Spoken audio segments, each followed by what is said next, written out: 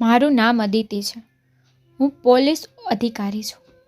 આજે હું તમને એક એવા કેસની વાત કહેવા જઈ રહી છું જેને હલ કરવો કદાચ મારા માટે ખૂબ જ મુશ્કેલ બની ગયો હતો.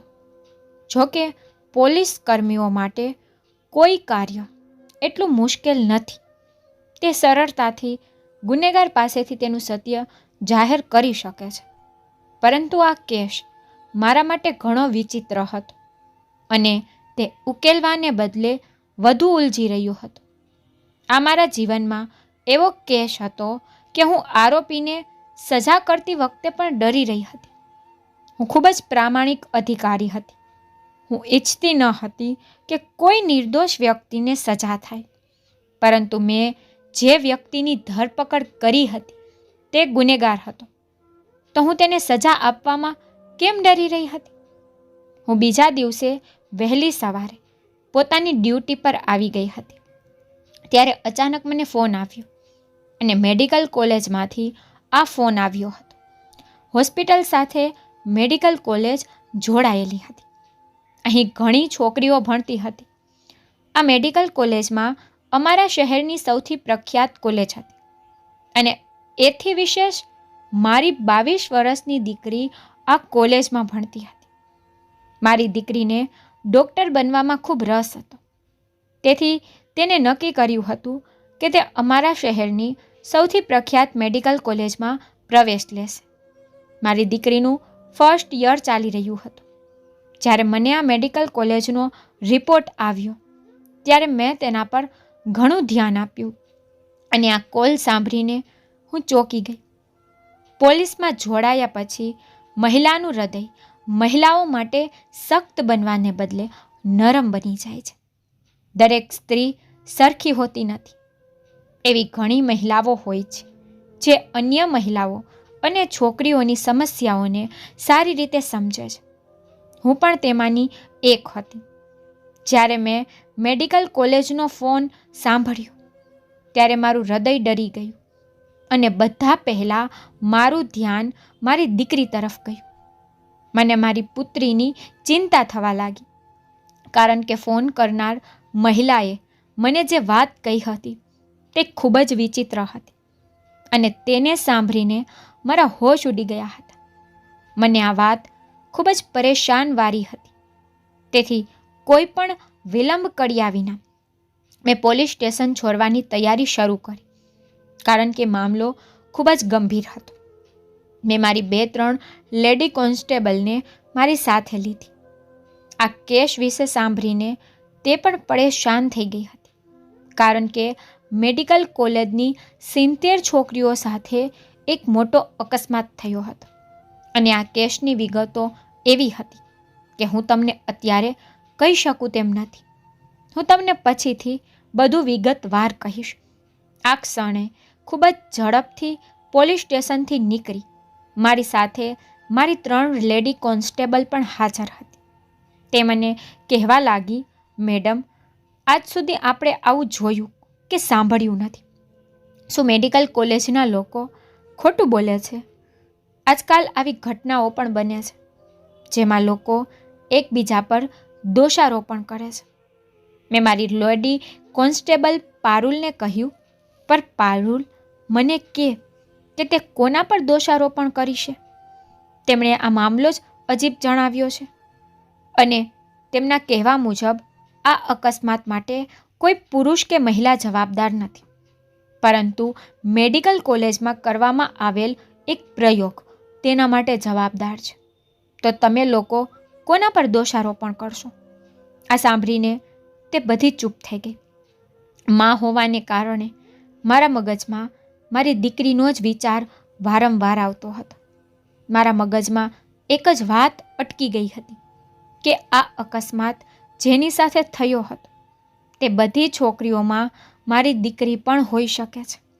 તેથી જ મેં મનમાં વિચાર્યું કે મેડિકલ કોલેજમાં જતાં જ હું સૌથી પહેલું કામ એ 70 છોકરીઓને ઓળખીશ કે જેમની સાથે આ અકસ્માત થયો હતો. હું મારા ગભરાયેલા હૃદયને સાંત્વના આપવા માંગતી હતી ત્યારે મારી એક કોન્સ્ટેબલ મને કહેવા લાગી, અમે કેમ શોધીશું કે તે છોકરીઓ સાથે આવો કોઈ અકસ્માત થયો છે કે નહીં. અમારામાંથી કોઈ ડૉક્ટર પણ ન હતો. વાત તો તેની 100% સાચી હતી.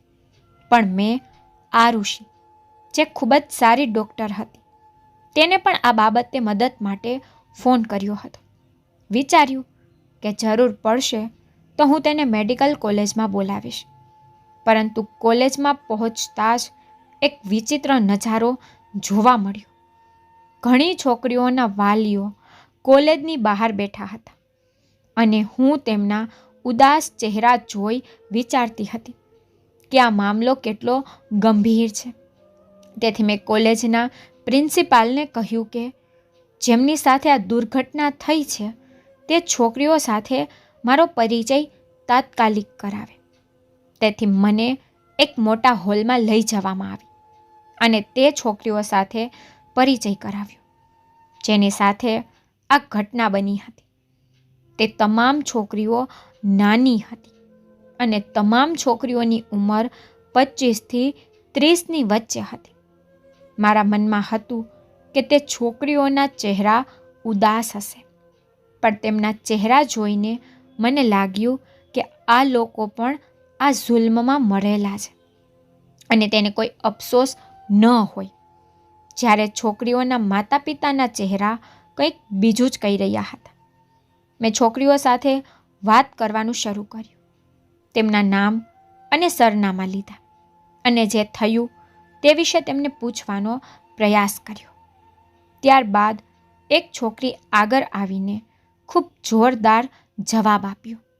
તે છોકરીએ કહ્યું, મેડમ, અહીં કોઈ તમને કહેશે નહીં કે આ અકસ્માત માટે કોણ જવાબદાર છે અને અમારી 70 છોકરીઓની જિંદગી કોણે બરબાદ કરી છે. કોલેજના પ્રિન્સિપાલ આખી વાત તમારાથી છુપાવી રહ્યા છે. તમે તમારી અનુકૂળતા મુજબ લોકોની પૂછપરછ કરો. હું કોલેજની વિદ્યાર્થી હોવાને કારણે તમને બધી વાતો કહી શકતી નથી, પરંતુ આ કોઈ કારણ વગર બન્યું ન હતું. આની પાછળ કોઈ છે.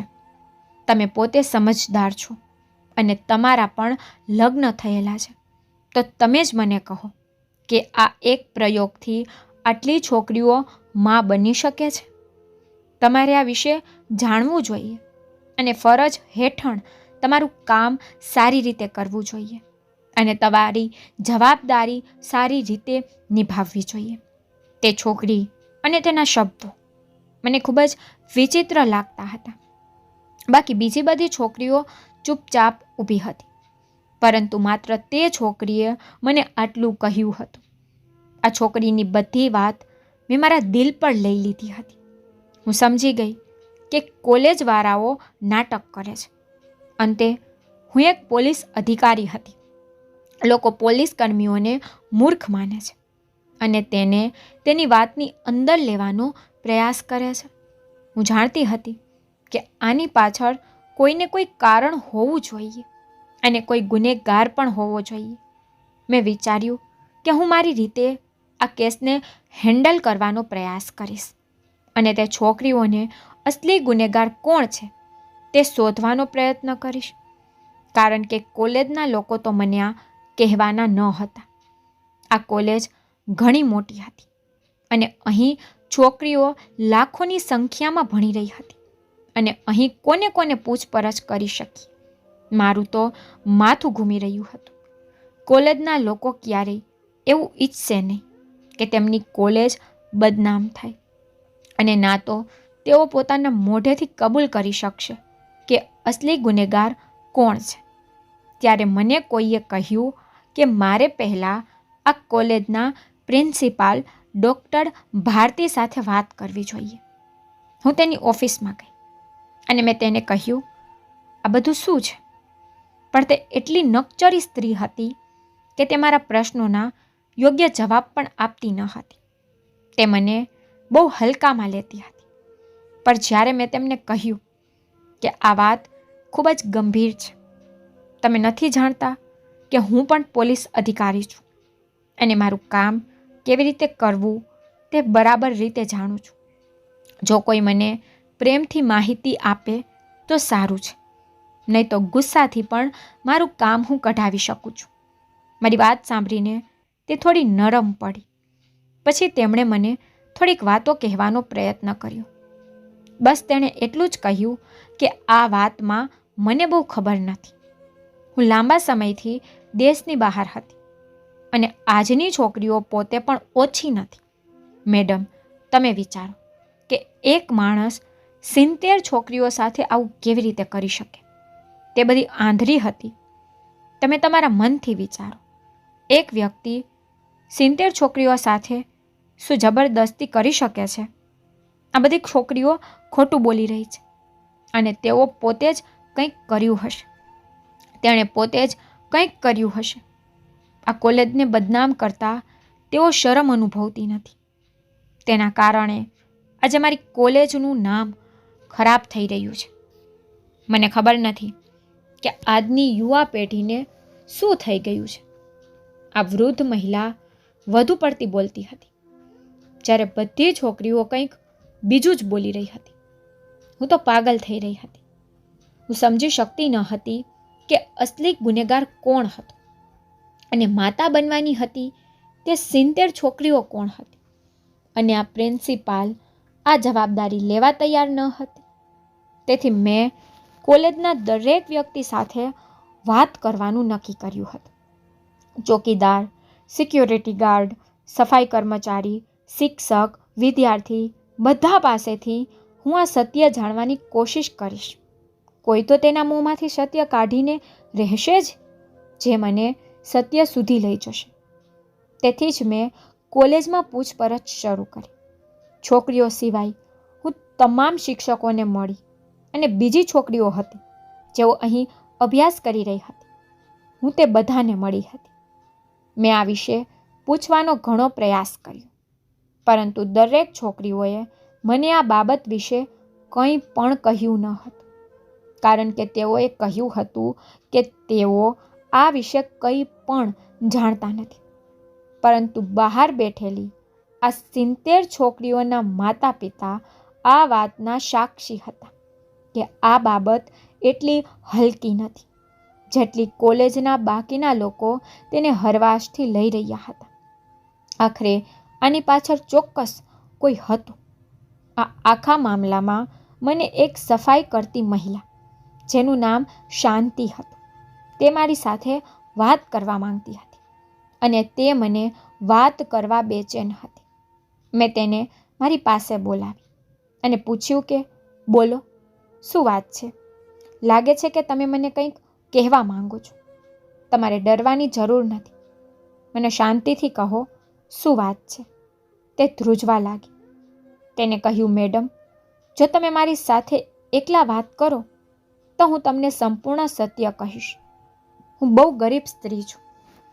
જો અહીં કોઈને ખબર પડે કે મેં પોલીસને કોઈ સમાચાર આપ્યા છે તો આ લોકો મને નોકરીમાંથી કાઢી મૂકશે. કોઈ પણ રીતે મારે નોકરીની જરૂર છે. મારે નાના બાળકો છે. એ લોકોનો ગુજારો કેમ થશે? પણ મને સાચી વાત કરતાં કોઈ રોકી નહીં શકે. જો તમે મને તમારી સાથે બીજે ક્યાંક લઈ જાઓ તો હું તમને બધું કહેવા તૈયાર છું. આ સ્ત્રીની વાત સાંભળીને મને આનંદ થયો અને હું આ સ્ત્રીને નજીકના રેસ્ટોરન્ટમાં લઈ ગઈ હતી. મેં તેની સામે ખોરાક રાખ્યો હતો અને તેના બાળકો માટે જમવાનું પણ પેક કર્યું હતું. પછી મેં તેને કહ્યું કે તારા દિલમાં શું છે તે મને જણાવ. તે કહેવા લાગી, મેડમ, આ બધા પાછળ એક નામ છે. હું તમને તે નામ કહીશ, પણ પહેલાં હું તમને કહેવા માંગુ છું કે આ 70 નિર્દોષ છોકરીઓને ઇન્સાફ મળવો જોઈએ. તે છોકરીઓના માતા પિતા ખૂબ દુઃખી છે. તમને આનો ખ્યાલ તો આવી જ ગયો હશે. અને આ બધા પાછળ એક જ નામ છે, કોલેજના સિનિયર ડૉક્ટર શુક્લાન. તેનું નામ સાંભળીને હું તો ચોંકી ગઈ, કારણ કે તેઓ ખૂબ જ જાણીતા અને પ્રખ્યાત ડૉક્ટર હતા. મેં તેનું નામ ઘણું સાંભળ્યું હતું. તેણે એવા ઘણા લોકોના જીવ બચાવ્યા હતા જેમનું જીવવું અશક્ય હતું. તેમની ચર્ચાઓ હંમેશા અખબારો અને સમાચાર ચેનલોમાં પ્રકાશિત થતી હતી. મેં તેને માત્ર ફોટોગ્રાફ્સમાં જ જોયા હતા, પરંતુ હજુ સુધી હું તેની રૂબરૂ આવી ન હતી. શાંતિએ કહ્યું કે હું તેનું નામ સ્પષ્ટ રીતે લઈ શકતી નથી, કારણ કે તે ખૂબ જ મહાન ડૉક્ટર છે અને ખૂબ જ અમીર પણ છે. હું ગરીબ છું. હું કોઈ મુશ્કેલીમાં પડવા માંગતી નથી. શાંતિએ કહ્યું કે દરેક વસ્તુ પાછળ ડૉક્ટર શુક્લાનો હાથ છે. હકીકતમાં કોલેજના પ્રિન્સિપલ તમને કહેશે કે તેઓ વર્ગમાં પ્રયોગ કરી રહ્યા હતા, પણ તેણે છોકરીઓને એક ઇન્જેક્શન આપ્યું હતું અને પછી આ બધું તેમની સાથે થયું. તમે જે કહો કે માત્ર એક ઇન્જેક્શનથી આ કેવી રીતે શક્ય બની શકે છે?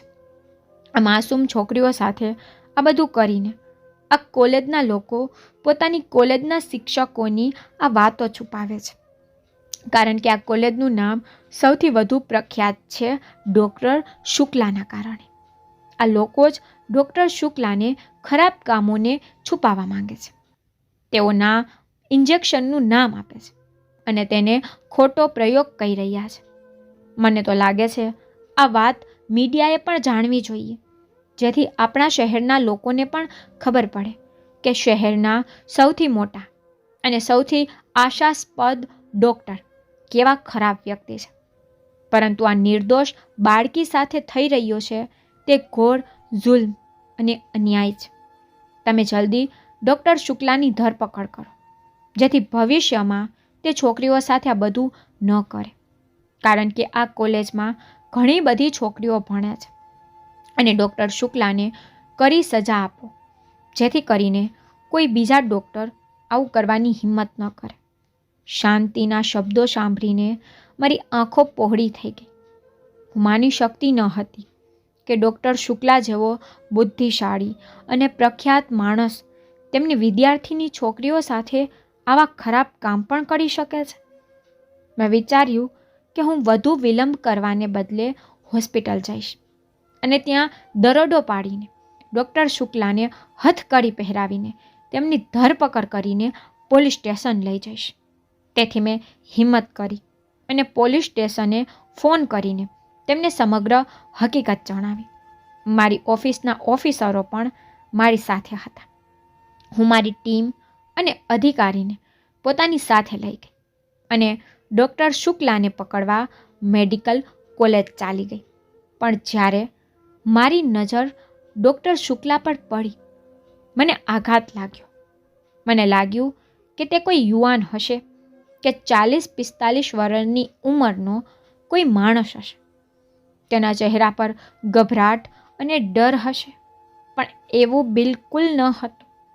મને જોયા પછી તે જરાય નર્વસ ન હતા. જો કે માત્ર હું જ નહીં, પણ મારી સાથે અનેક પોલીસ અધિકારીઓ પણ હતા. અમારી આખી ટીમ તેને પકડવા ગઈ હતી.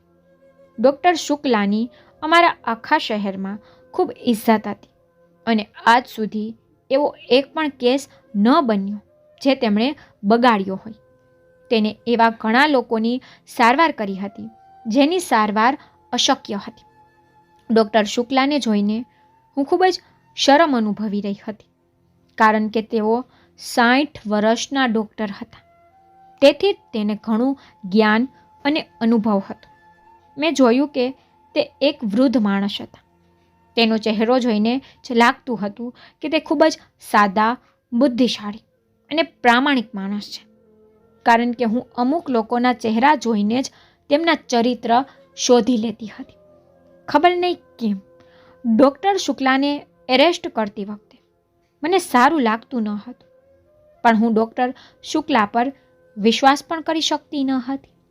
મેં પૂછપરછ કરતાં તેનું નામ પૂછ્યું તો તેઓએ કહ્યું કે દીકરી, મારું નામ ડૉક્ટર શુક્લા છે. જ્યારે ડૉક્ટર શુક્લાએ મને દીકરી કહી ત્યારે હું ખૂબ જ શરમ અનુભવતી હતી, પરંતુ હવે મેં મારા વિભાગને પણ કહ્યું હતું કે મુજરિમ માત્ર ડૉક્ટર શુક્લા છે. હવે જો હું તેને એરેસ્ટ ન કરું તો તે મારા માટે ભારે શરમજનક બાબત હતી. મેં મારા હવલદારને ડૉક્ટર શુક્લાને હથકડી પહેરાવાનો ઈશારો કર્યો. ત્યારે તે આશ્ચર્યથી મારી સામે જોવા લાગ્યા. મને જેટલું આશ્ચર્ય થયું તેટલું જ તેને પણ આશ્ચર્ય થયું હતું. તેણે કહેવાનું શરૂ કર્યું, દીકરી, મને મારી ભૂલ તો જણાવી દે. મારી સાથે હાજર મારો એક જુનિયર ઓફિસર, તે એકદમ ખરાબ સ્વભાવનો હતો. તેમણે ડૉક્ટર શુક્લાને ઘણી ખરાબ વાતો કહી હતી. જ્યારે હું આઘાત અને પરેશાન થઈને ત્યાં ચૂપચાપ બધું જોઈ રહી હતી, ડૉક્ટર શુક્લાના ચહેરા પરથી એવું લાગતું હતું કે જાણે તેમને કંઈ જ ખબર ન હોય. જોકે પોલીસની સામે આવા નાટક કરનારા ઘણા આરોપી હોય છે, જાણે તેણે કંઈ કર્યું જ ન હોય. પણ મને ડૉક્ટર શુક્લાની અંદર એક વિચિત્ર વાત દેખાતી હતી. ખબર નહીં કેમ તેને એરેસ્ટ કરતી વખતે હું ખૂબ મૂંઝવણમાં પડી ગઈ હતી. બધું મારી સમજની બહાર હતું. આ સમયે મેં કેટલીક લેડી ડૉક્ટરોને પણ ત્યાં બોલાવી હતી. મેં તેમને એમ પણ પૂછ્યું કે શું આ મામલે ડૉક્ટર શુક્લાનો હાથ છે? તો તેમણે એમ પણ કહ્યું કે આ પ્રયોગ માત્ર ડૉક્ટર શુક્લાનો જ હતો, પણ આમાં તેનો કેટલો હાથ છે અમે આ વિશે કહી શકતા નથી, કારણ કે ડૉક્ટર શુક્લા વિચિત્ર પ્રયોગો કરતા રહે છે. કેટલાક પ્રયોગો તે પોતાના માટે અને કેટલાક વિદ્યાર્થીઓને શીખવવા માટે કરે છે, જેથી અમારી કોલેજનું નામ પ્રખ્યાત થઈ શકે અને વધુને વધુ લોકો અમારી પાસે સારવાર માટે આવી શકે. તેની ઉંમર પણ વધી ગઈ છે, પરંતુ તે આવો પ્રયોગ કરવાનું ટાળતા નથી. તે વારંવાર વિવિધ પ્રકારની ટિપ્પણીઓ કરતા રહે છે. આ કારણે મારું મન મજબૂત અને વધુ નિશ્ચિત બન્યું કે ડૉક્ટર શુક્લા જ ગુનેગાર છે, જેણે આ 70 છોકરીઓની જિંદગી બરબાદ કરી દીધી છે. પણ મને ખબર નથી કે મારું હૃદય કેમ સહેમત ન હતું. મારા હૃદયમાં ડૉક્ટર શુક્લા માટે આટલી સહાનુભૂતિ શા માટે જાગી હતી તે હું સમજી શકી નહીં. હું હંમેશા ભગવાનને પ્રાર્થના કરતી કે ડ્યુટી પર હું એવા માણસને એરેસ્ટ ન કરું જે નિર્દોષ હોય. તે માટે હું ખૂબ સમજી વિચારીને કોઈ પણ કામ કરતી હતી. પણ આ વખતે મારા મગજે પણ કામ કરવાનું બંધ કરી દીધું હતું. લોકોની વાત સાંભળીને મારું મન ડૉક્ટર શુક્લાની વિરુદ્ધ થઈ રહ્યું હતું, પણ મારું હૃદય કંઈક બીજું જ કહી રહ્યું હતું. પણ અત્યારે હું મારા હૃદયના આદેશને અનુસરી શકતી ન હતી. ડૉક્ટર શુક્લાને એરેસ્ટ કરી જ્યારે હું પોલીસ સ્ટેશને પહોંચી ત્યારે ત્યાં પણ હલચલ મચી ગઈ હતી, કારણ કે બધે સમાચાર પહોંચી ગયા હતા કે ડૉક્ટર શુક્લાની ધરપકડ કરવામાં આવી છે. કારણ કે ડૉક્ટર શુક્લા અમારા શહેરના જાણીતા અને મોટા ડૉક્ટર હતા. પોલીસ સ્ટેશનના લોકોને પણ આશ્ચર્ય થયું કે આટલા મોટા ડૉક્ટરને અહીં કેવી રીતે લાવવામાં આવ્યા. મારી અંદરની લાગણીઓને સમજીને મેં ડૉક્ટર શુક્લાને VIP રૂમ આપ્યો હતો. મેં તેને એરેસ્ટ તો કરી લીધા હતા, પરંતુ હવે મારે શક્ય તેટલી વહેલી તકે આ કેસની પૂછપરછ પૂર્ણ કરવી હતી, કારણ કે જો તે નિર્દોષ હતા તો હું તેને અહીં રાખીને પોતાને દોષિત બનાવવા માંગતી ન હતી. મેં નક્કી કર્યું હતું કે ડૉક્ટર શુક્લાની સાથે સાથે હું હોસ્પિટલના લોકો પર પણ નજર રાખીશ. હું જોઈશ કે કોણ સાચું છે અને કોણ ખોટું છે, કારણ કે અત્યાર સુધી અમે કંઈ પણ સમજી શક્યા ન હતા અને ન તો અમને કોઈ સબૂત મળ્યા જે અમને કોઈ નિર્ણય પર લઈ જઈ શકે. હું તેને આ ઉંમરે તકલીફ આપવા માંગતી ન હતી. હવે એરેસ્ટ કરીને મેં તેમને પહેલેથી જ ઘણી તકલીફ આપી હતી, પરંતુ હું ઈચ્છતી ન હતી કે તેને લોકઅપમાં કોઈ પણ પ્રકારની સમસ્યાનો સામનો કરવો પડે. તેથી તેની સારી રીતે કાળજી લેવામાં આવી રહી હતી. જ્યાં સુધી તેમનો ગુનો સાબિત ન થાય ત્યાં સુધી અમે શારીરિક રીતે મુશ્કેલી ઊભી કરવા માંગતા ન હતા. હું વારંવાર ભગવાનને પ્રાર્થના કરતી હતી કે તે પોતે જ મને તેનું બધું સત્ય કહે, જેથી હું તેની સાથે અન્યાય ન કરું. પછી સાંજે મારે સેલની ચક્કર લગાવવા જવું હતું. ત્યારે મારી નજર ડૉક્ટર શુક્લા પર પડી. તે તેના રૂમની અંદર બેસીને તેઓ કંઈક કરી રહ્યા હતા કે તેમની હાલત જોઈને મારા પગ નીચેથી જમીન નીકળી ગઈ. શું થયું તે હું સમજી શકી નહીં. પછી મેં વિચાર્યું કે કદાચ તેમની હાલત માટે ડૉક્ટર શુક્લા જ જવાબદાર છે. મેં મનમાં વિચાર્યું કે મારે જલ્દીથી આગળનું પગલું ભરવાનું છે, કારણ કે ડૉક્ટર શુક્લાની આવી હાલત જોઈને મારું હૃદય નરમ પડવા લાગ્યું અને મને મારી જાત પર શરમ આવવા લાગી. ડૉક્ટર શુક્લાને ખબર ન હતી કે હું તેને આમ કરતા જોઈ ગઈ છું. મારે હવે આ કેસ સોલ્વ કરવો પડે તેમ હતો. જ્યારે મેં આ વિશે મારા સિનિયર ઓફિસર પાસે સલાહ લીધી તો તેણે તો મને એક વિચિત્ર રાય આપી, જે સાંભળીને હું શોક્ડ રહી ગઈ.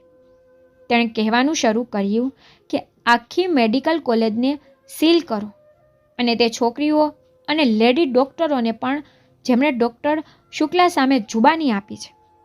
મને આ ખૂબ જ વિચિત્ર લાગ્યું અને હું મૂંઝવણમાં હતી કે શું કરવું અને શું ન કરવું. સિનિયર અધિકારી સાથે ચર્ચા કર્યા પછી આ કેસ વધુ ગંભીર બની ગયો અને કોઈ પણ રીતે મારા વરિષ્ઠ અધિકારીની વાત માનવું મારા માટે ખૂબ જ જરૂરી હતું. તેણે કહ્યું કે મારે ડૉક્ટર શુક્લા વિરુદ્ધ જુબાની આપનારને એરેસ્ટ કરી લેવા જોઈએ. મારા માટે આ ખૂબ જ આશ્ચર્યજનક હતું, કારણ કે તમામ સબૂત અને સાક્ષીઓ ડૉક્ટર શુક્લાની વિરુદ્ધ જઈ રહ્યા હતા. વરિષ્ઠ અધિકારીએ જે કહ્યું તે સ્વીકારવાની મને ફરજ પડી. તેથી હું એ બધી છોકરીઓના ઘરે ગઈ અને તેમને એરેસ્ટ કરવામાં આવી. મેડિકલ કોલેજને પણ સીલ કરવામાં આવી હતી. આ કેસમાં જોડાયેલા તમામ લોકોને પોલીસ સ્ટેશન બોલાવવામાં આવ્યા હતા. બધા લોકો માટે આ ખૂબ જ આશ્ચર્યજનક હતું, કારણ કે જ્યારે બધા ડૉક્ટર શુક્લાના એરેસ્ટથી ખુશ હતા અને તેમને થોડી રાહત મળી હતી, પરંતુ હવે તેઓ તેમની ધરપકડથી હેરાન થઈ ગયા હતા.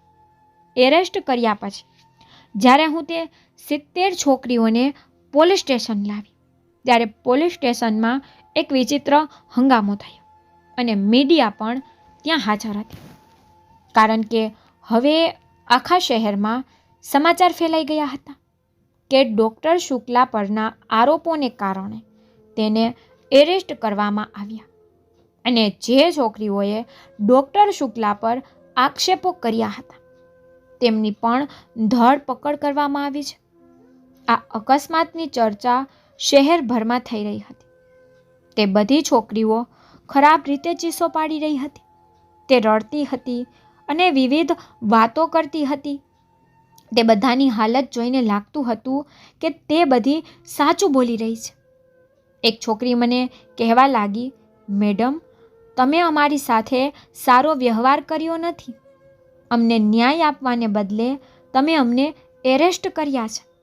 તમે એક આરોપીને સહારો આપી રહ્યા છો. તેમણે કહ્યું, અમે જાણીએ છીએ કે ડૉક્ટર શુક્લા મોટા અને અમીર માણસ છે. તે પોલીસને કે મોટા નેતાઓને પણ પોતાની સાઈડ કરી શકે છે. આ જ કારણ છે કે સાચા આરોપી ક્યારેય જેલની પાછળ નથી હોતા. તે છોકરીએ કહેલી વાત ખોટી હતી, કારણ કે ડૉક્ટર શુક્લા બહુ મોટા માણસ હતા અને તેઓ ઘણા મહત્ત્વના લોકોને ઓળખતા પણ હતા. જો તે ઈચ્છતા હોત તો તે પોતાના માટે કંઈ પણ કરી શક્યા હોત, પરંતુ તેના વતી કોઈ બોલવા આવ્યું ન હતું. તેમના વતી કોઈ વકીલની નિમણૂક પણ કરવામાં આવી ન હતી. જોકે તેનો પરિવાર હતો. તેમના પરિવારના સભ્યો પણ તેમને મળવા જેલમાં આવ્યા હતા, પરંતુ તેણે ન તો અમારી સાથે કોઈ વાત કરી કે ન તો તે પોતાનો કેસ લડવા કોઈ વકીલને લઈને આવ્યા. હું ફક્ત આ બધી બાબતો વિચારી રહી હતી જ્યારે તેમાંથી એક છોકરી કહેવા લાગી, જુઓ મેડમ, મારી પાસે ડૉક્ટર શુક્લા વિરુદ્ધ સબૂત છે. હું સબૂત બતાવીને સાબિત કરી શકું છું કે અમારી બધી છોકરીઓનો આરોપી ડૉક્ટર શુક્લા જ છે, પણ તમે ન્યાય કરતા ડરો છો અને સાચા લોકોને ન્યાય અપાવતા ડરો છો. તે છોકરી ખૂબ જ ભાવુક બની રહી હતી. તે રડવા પણ લાગી અને તેની આંખોમાંથી ગાઢ આંસુ પડવા લાગ્યા.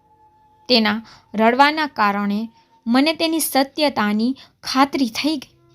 પરંતુ મેં ડૉક્ટર શુક્લાની શેલમાં જે કંઈ જોયું તે હૃદયને હચમચાવી નાખે તેવું દ્રશ્ય હતું. જ્યારે મને અફસોસ થયો કે મેં કદાચ ડૉક્ટર શુક્લાની ધરપકડ કરીને મોટી ભૂલ કરી છે, પણ હું કોઈ સબૂત વગર કંઈ બોલી શકી નહીં. તેથી મેં બધું ભગવાન પર છોડી દીધું હતું.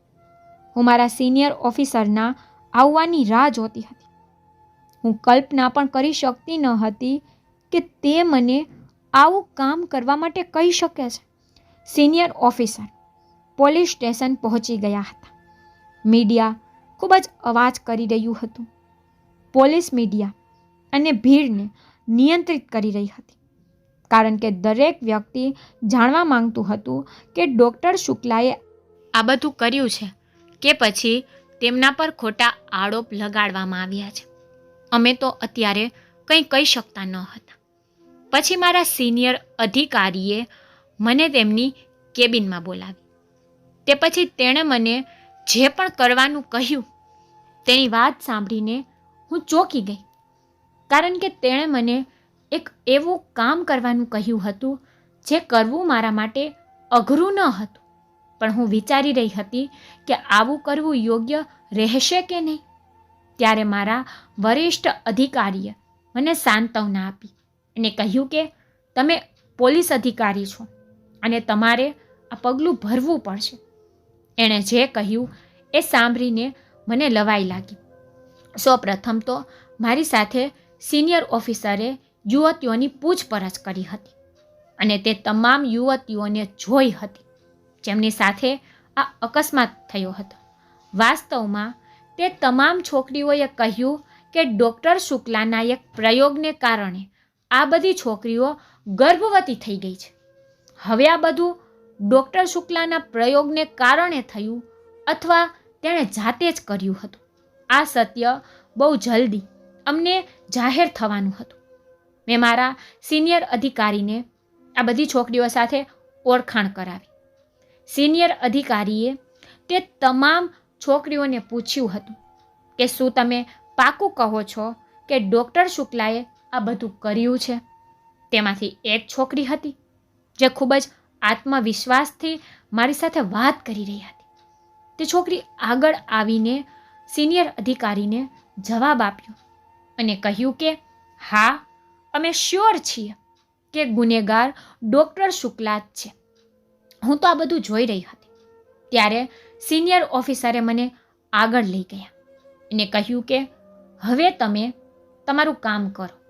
મેં તરત જ આગળ વધીને ખિસ્સામાંથી બંદૂક કાઢી અને એ છોકરીના કપાળ પર રાખી દીધી.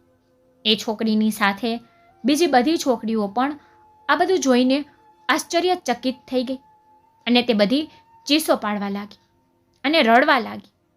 ત્યારે મારા સિનિયર અધિકારીએ કહ્યું કે અવાજ કરવાની જરૂર નથી. જો અવાજ કરવામાં આવશે તો ગનનો ટ્રિગર દબાવવામાં આવી શકે છે. મેં તે છોકરીના માથા પર બંદૂક મૂકી અને કહ્યું, સાચું કહો, શું વાત છે અને તમે લોકો કેમ ખોટું બોલો છો? બંદૂક જોઈને તે છોકરી ધ્રુજવા લાગી. તેમની સ્થિતિ દર્શાવતી હતી કે તે ડરી ગઈ હતી. તેના માથા પર બંદૂક જોઈને તે રડવા લાગી અને હાથ જોડીને બોલી, મેડમ, મને માફ કરો. અમે બહુ મોટી ભૂલ કરી છે. મારે મરવું નથી. તે છોકરીના શબ્દો સત્ય જાહેર કરી રહ્યા હતા, કારણ કે તેના માથા પર રહેલી બંદૂક તેને તેનું મોત દેખાડી રહી હતી. પછી તેને તમામ પોલીસ કર્મીઓ સામે અને તે છોકરીઓની સામે આખું સત્ય કહી દીધું હતું. તે કહેવા લાગી, ખરેખર અમારી મેડિકલ કોલેજમાં કેટલાક ખોટા પ્રયોગો થઈ રહ્યા છે. ડૉક્ટર શુક્લાને આ વાતની જાણ થઈ ગઈ હતી. ડૉક્ટર શુક્લા ખૂબ જ પ્રામાણિક વ્યક્તિ હતા. અમે ડૉક્ટર શુક્લા પર ખોટા આરોપો લગાવ્યા હતા. એ બધી છોકરીઓએ ખોટું બોલી રિપોર્ટ બનાવ્યો, કારણ કે તે પોતે મેડિકલ કોલેજની ડૉક્ટરો હતી. એટલા માટે તેઓએ અમને સંપૂર્ણ પુરાવા સાથે કહ્યું કે તે ગર્ભવતી છે. આખી હોસ્પિટલ ડૉક્ટર શુક્લાની વિરુદ્ધ તે માટે હતી કે ડૉક્ટર શુક્લા ન તો ખોટી દવાઓ બનાવતા હતા અને ન તો ખોટા પ્રયોગો કરતા હતા. હોસ્પિટલમાં દરેક વ્યક્તિને આ વાત ખરાબ લાગતી હતી અને જે લોકો ખોટા કામ કરીને કમાણી કરતા હતા તેમને ડૉક્ટર શુક્લાએ ઘણી વખત ચેતવણી આપી હતી કે આ મેડિકલ કોલેજમાં આ કામ ન કરો, નહીં તો તમને અહીંથી કાઢી મૂકવામાં આવશે. આ કારણોસર ડૉક્ટર શુક્લા બધાને ખટકવા લાગ્યા. બધા લોકોએ એક પ્લાન બનાવ્યો કે ડૉક્ટર શુક્લાને આ હોસ્પિટલમાંથી આરોપ લગાવ્યા બાદ તેને બહાર ફેંકી દેવા જોઈએ, જેથી ભવિષ્યમાં તે લોકો માટે રૂકાવટ ન બને. બધી છોકરીઓ મૃત્યુથી ડરતી હતી અને હવે તેઓએ અમને જે સત્ય જાહેર કર્યું હતું તેની તેને સજા ભોગવવાની જ હતી. મને ગઈકાલની એ વાત યાદ આવી જ્યારે ડૉક્ટર શુક્લા રાત્રે પોતાના સેલમાં હાથ જોડીને ઉપર તરફ જોઈને ધ્રુસકે ધ્રુસકે રડી રહ્યા હતા અને ભગવાનને પ્રાર્થના કરી રહ્યા હતા કે ભગવાન, આમાં મારી કોઈ ભૂલ નથી. જ્યારે હું રાઉન્ડ પર ગઈ હતી ત્યારે મેં તેમની બધી પ્રાર્થનાઓ સાંભળી. તે કહેતા હતા કે ઇજ્જત આપનાર તું જ છે. આ લોકો મારું કોઈ નુકસાન નહીં કરી શકે જ્યાં સુધી તમે મારી સાથે છો. ડૉક્ટર શુક્લાની બધી વાત સાંભળીને મારું હૈયું હચમચી ગયું હતું. હું એક સારા અને ઉમદા વ્યક્તિ સાથે અન્યાય કરવા માંગતી ન હતી અને હવે પરિણામ અમારી સામે હતું. ડૉક્ટર શુક્લા નિર્દોષ હતા. આ તમામ યુવતીઓએ ખૂબ જ પ્લાનિંગ સાથે ડૉક્ટર શુક્લા પર ખોટો આરોપ લગાવ્યો હતો અને તેના માટે તેણે તેના માતા પિતાની સન્માનની પણ હરાજી કરી નાખી હતી. આ ખોટી અફવા હતી, પરંતુ જ્યાં ચર્ચા ચાલી કે મેડિકલ કોલેજની છોકરીઓ સાથે આ ઘટના બની, તેના માતા પિતા સાથે શું થયું હશે. આ તમામ છોકરીઓને સજા કરવામાં આવી હતી. તેને 2 વર્ષની જેલની સજા ફટકારવામાં આવી હતી. ડૉક્ટર શુક્લા ખૂબ જ પ્રામાણિક માણસ હતા, તેથી તેને ભગવાનમાં શ્રદ્ધા હતી. તેણે પોતાના માટે કોઈ વકીલ રાખ્યો ન હતો, કારણ કે તે જાણતા હતા કે સત્ય હંમેશા જીતે છે. દુશ્મન ગમે તેટલું કરે, સત્યની હંમેશા જીત થાય છે અને આજ કે કાલ આખું સત્ય લોકોની સામે આવવાનું જ છે. તેથી તેને ધીરજ હતી અને તેને ભગવાનમાં વિશ્વાસ હતો. ડૉક્ટર શુક્લાની ધરપકડથી આખો પોલીસ સ્ટાફ ખૂબ જ શરમ અનુભવતો હતો અને મને સૌથી વધુ શરમ આવી હતી. પરંતુ ડૉક્ટર શુક્લાએ મને સાંત્વના આપી અને કહ્યું કે તમે તો તમારું કામ કરતા હતા અને તમારે તમારું કામ ઈમાનદારીથી જ કરવાનું છે. અમે બધા ડૉક્ટર શુક્લાને ખૂબ જ સન્માન સાથે જેલમાંથી મુક્ત કર્યા હતા અને આખી હોસ્પિટલને સીલ કરી દેવામાં આવી હતી. તે છોકરીઓના માતા પિતાને તેમની દીકરીઓ માટે ખૂબ જ અફસોસ થઈ રહ્યો હતો, કારણ કે છોકરીઓ તેમના માતા પિતાના સપના સાકાર કરવા મેડિકલ કોલેજમાં અભ્યાસ કરતી હતી. તે લોકોએ તેનું સપનું પૂરું ન કર્યું, ઉલટાનું તેની ઇજ્જત નીલામ કરી. મને ખબર નથી કે લોકો ખોટું બોલવા માટે શું કરે છે. તેઓ પોતે જ ખોટા હોય છે, તેથી તેઓ સામેની વ્યક્તિને પણ ખોટી સાબિત કરવા માંગે છે. મારા વરિષ્ઠ અધિકારીએ મને કેબિનમાં બોલાવી હતી અને મને સમજાવ્યું હતું કે જો તમારે આ કેસ ઉકેલવો હોય તો તમારે એક પગલું ભરવું પડશે. હું મારા સિનિયર અધિકારીએ જે કહ્યું તે સાંભળીને આશ્ચર્યચકિત થઈ ગઈ હતી. જ્યારે તેણે મને કહ્યું કે બંદૂક સીધી તે છોકરીઓ પર તાકીને જ પૂછો કે શું મામલો છે. ડરથી તે પોતે બધું સત્ય જાહેર કરશે.